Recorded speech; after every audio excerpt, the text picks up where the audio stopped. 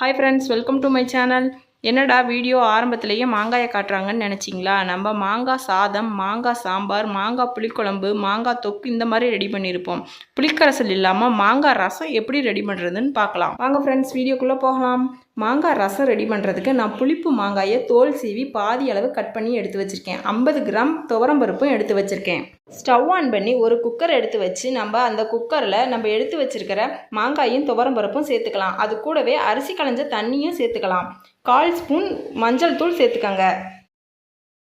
மஞ்சள் தூள் சேர்த்ததுக்கப்புறம் மூடி போட்டு 4 விசில் வச்சு எடுத்துக்கோங்க. ரசம் தாளிக்க தேவையான பொருட்கள் என்னன்னு பார்க்கலாம். 1 ஸ்பூன் சீரகம், 1 ஸ்பூன் மிளகு போட்டு நைஸாக இடிச்சிட்டு அது கூடவே 10 பல்லு பூண்டு சேர்த்துக்கோங்க.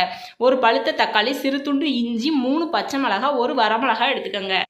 ரசம் தாளிக்கிறதுக்கு ஸ்டவ் ஆன் பண்ணி ஒரு கடாய் வச்சு கடாய் ஹீட் ஆனதுக்கப்புறம் 1 ஸ்பூன் நல்லெண்ணெய் சேர்த்துக்கோங்க.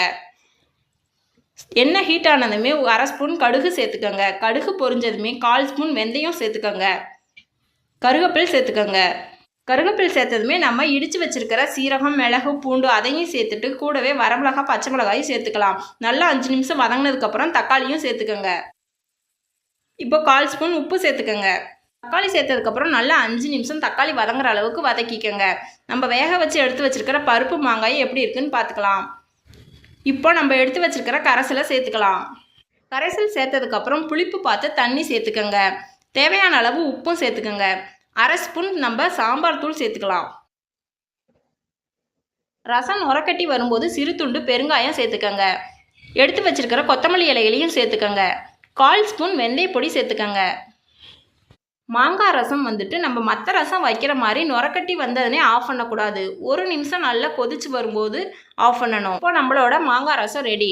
இந்த முறையில் நீங்கள் வீட்டில் ட்ரை பண்ணி பார்த்துட்டு இந்த பதிவு உங்களுக்கு பிடிச்சிருந்தா நம்ம சேனலுக்கு கமெண்ட் பண்ணுங்கள்.